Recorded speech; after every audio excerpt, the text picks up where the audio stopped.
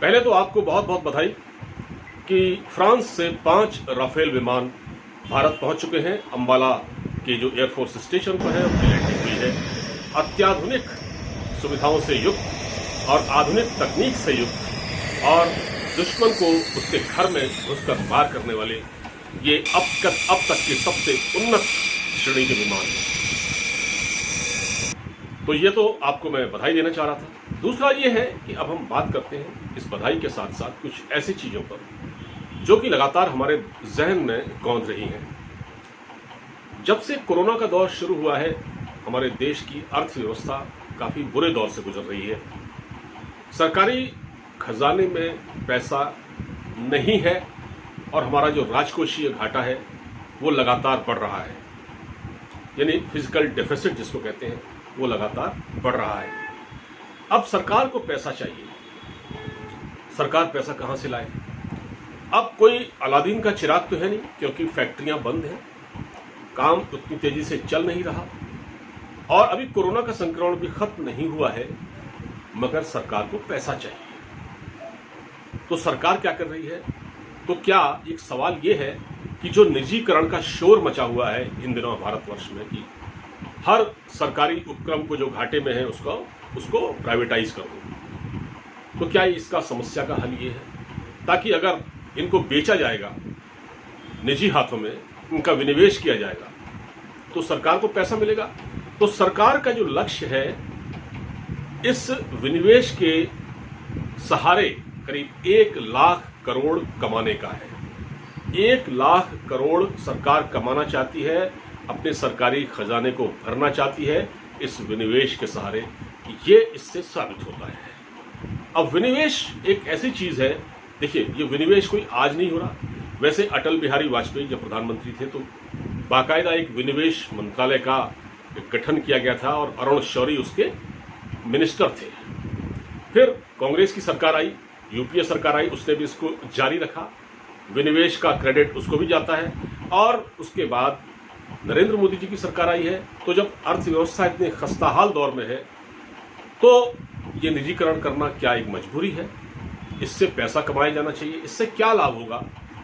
देखिए हमारे कुछ संस्थान हैं जो प्राइवेट संस्थान हैं, जैसे जो प्राइवेट हॉस्पिटल हैं, जैसे मैक्स है, मेदांता है, फोर्टिस है, ये प्राइवेट अस्पताल हैं, ये अच्छा खासा मुनाफा कमा रहे हैं। एम्स एक सरकारी हॉस्पिटल है और बेहतरीन सुविधाओं से युक्त है। इसी तरह है कि हमारी आईआईटी है, बेहतरीन है, आईआईएम है, उसमें किसी तरह की कोई कमी नहीं है और सबसे अच्छी जो शिक्षा है वो केंद्रीय विद्यालयों में मिलती है, प्राइवेट स्कूलों से भी ज़्यादा। इसी तरह से एलआईसी एक सरकारी कंपनी है जो कि बीमा कंपनी है, उसके भी निजीकरण की बात चल रही है। तो हम जो फायदे जो काम अच्छा कर रहे हैं हम उनको तो निजीकरण नहीं करेंगे, उनका निजीकरण तो नहीं होगा। लेकिन निजीकरण अगर आप करने जा रहे हैं, जैसे आप एयर इंडिया तो ऑलरेडी घाटे में है, लेकिन सरकारी कंपनी है, उसके बावजूद भी उसने बहुत अच्छा काम किया है इस कोरोना वायरस के दौर में। लोगों को लाने ले जाने का, देश विदेश से जो लोग आ रहे हैं या यहाँ से जो जाना चाहते थे उनको ले जाने के लिए बहुत अच्छा काम किया। तो क्या हम इनका निजीकरण कर दें? इसी तरह से हम निजीकरण करके क्या करेंगे? हम बैंकों का निजीकरण करना चाहते हैं। अरे हम तो ये कह रहे हैं, देखिए जब आप डिसइन्वेस्टमेंट करना चाहते हैं तो ये आपकी एक नीति हो सकती है, लेकिन आप ये बताइए, आप जब तक किसी सरकारी उपक्रम में अगर मिसमैनेजमेंट है, अगर कुप्रबंधन है, उसको अगर आप दुरुस्त नहीं करेंगे तो निजीकरण करके क्या होगा? आप निजीकरण करके अपनी जान तो छुड़ा लेंगे, अपनी जिम्मेदारी से बच जाएंगे। साथ घाटे में थी, हमने निजीकरण कर दिया, प्राइवेट हाथों में दे दिया, फलाने बैंक को। अब बैंकों के भी निजीकरण की बात चल रही है, उनको भी, रेलवे के निजीकरण की बात चल रही है। तो कितना निजीकरण करेंगे? अभी जो निर्मला सीतारमण है उनके पास 46 ऐसे सरकारी उपक्रम हैं जिसके निजीकरण की पूरी लिस्ट है, जिसमें से 5 का तो सरकार फौरन करने जा रही है निजीकरण। 5 जो उपक्रम है उनका करने जा रही है। इसके बाद करीब 2 दर्जन और हैं जिनका जल्दी किया जाएगा निजीकरण। तो निजीकरण की जो आंधी इस वक्त चलना शुरू हुई है, ये कहाँ ले जाएगी? ये किसको फायदा पहुंचाएगी? जब तक आप किसी सरकारी उपक्रम में मैनेजमेंट को दुरुस्त नहीं करेंगे, उसकी व्यवस्था ठीक नहीं करेंगे। अब देखिए, जैसे कि आपने किंगफिशर है, किंगफिशर डूब गया।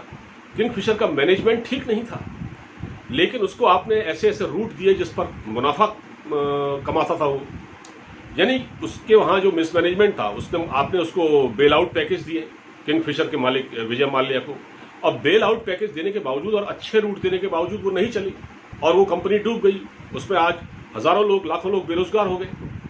इसी तरह अगर आप अब सरकारी कंपनियों को सहारा देंगे, और आपने एयर इंडिया को वो रूट नहीं दिए, एयर इंडिया के घाटे का कारण क्या है? एक तो सरकारी दखलंदाजी और ऊपर से मिसमैनेजमेंट, और इसमें दोनों का ही दोष होता है, इसमें कोई उसके मैनेजमेंट का ही नहीं। जब सरकार किसी कंपनी में दखलंदाजी शुरू कर देती है, किसी कंपनी में, तो उसका अंजाम यही होता है। तो आप बेहतर है कि आप प्रबंधन ठीक रखिए, डिसइन्वेस्टमेंट करेंगे तो आज जो शिक्षा का हाल है, शिक्षा आज ज़्यादातर स्कूल प्राइवेटाइज है, प्राइवेट स्कूलों में लोग बच्चों को भेज रहे हैं, सरकारी अस्पतालों में इलाज नहीं कराने जाते, लोग प्राइवेट में जाते हैं जो सक्षम लोग हैं। तो गरीब आदमी, जो आम आदमी है, वो कहाँ जाए? वो तो सरकारी अस्पतालों में धक्के खा के आ जाता है। इसी तरह वो प्राइवेट स्कूल में अपने बच्चों को नहीं पढ़ा पाता क्योंकि ज़्यादा फीस है, तो वो क्या करेगा? तो व्यवस्था ही, आप पहले तो आपने शिक्षा को चौपट किया, आपने प्राइवेट स्कूलों को इतनी तवज्जो दी, क्योंकि जो प्राइवेट स्कूल जितने हैं वो सब माफियाज के हैं, वो जितने जो अमीरों के हैं, जो या तो पॉलिटिशियन है या कोई दबंग है, वो सस्ते में ज़मीन लेता था, और सस्ते में ज़मीन लेके उसने जो कौड़ियों के दाम ज़मीन ली आपसे और अपने स्कूल खड़ा कर दिया उसमें, और उसमें शिक्षा, उसमें फीस ज़्यादा कर दी, उसमें कोई ज़्यादा सुविधाएं नहीं, पढ़ाई का वो स्तर नहीं। आज सबसे अच्छी शिक्षा सेंट्रल स्कूल की है, दिल्ली पब्लिक स्कूल की क्या है शिक्षा? कुछ नहीं है। तो आप अगर चीज़ों को दुरुस्त कर रहे हैं तो आप इसको समग्र तरीके से सोचिए। अगर आप निजीकरण करके संस्थाओं का, सरकारी संस्थाओं को, जो गवर्नमेंट अंडरटेकिंग है, जैसे ओएनजीसी घाटे में है, आप अंबानी को तेल के कुएं दिए जा रहे हैं, उसको फायदा पहुंचा जा रहा है, तो आप अगर ओएनजीसी को पूरा चांस नहीं देंगे, ओएनजीसी ने आज तक कहां कहां तेल की खोज की, उसको मौका ही नहीं मिलता एक्सप्लोरेशन का। कोल इंडिया लिमिटेड आपका घाटे में जा रहा है, आपका मिसमैनेजमेंट, आपका मैनेजमेंट ठीक नहीं है। तो पहले आप उसको ठीक कीजिए। अगर आप कोई सरकारी कोई संस्था खड़ी करते हैं, या प्राइवेट या सरकारी, अगर वहां प्रबंधन ठीक नहीं होगा तो आप लाख कोशिश कर लें, उसको आप चला नहीं सकते। ये हाल हो रहा है। तो मेरा ख्याल है निजीकरण के मामले में सरकार को एक समग्र नीति अपनानी चाहिए, वरना होगा क्या? बेरोजगारी बढ़ेगी, असंतोष बढ़ेगा, नौकरियां जाएंगी, और जब आप किसी संस्था का निजीकरण करते हैं तो जो जाहिर बात है, जो एक जॉब, नौकरी को लेके एक जो असुरक्षा का भाव है वो पैदा होता है लोगों में। तो आप कहाँ ले जा रहे हैं देश को? सवाल इस बात का है। फिलहाल इस वीडियो में इतना ही। अब मुझे इजाज़त दीजिए, अपना ख्याल रखिए, नमस्कार।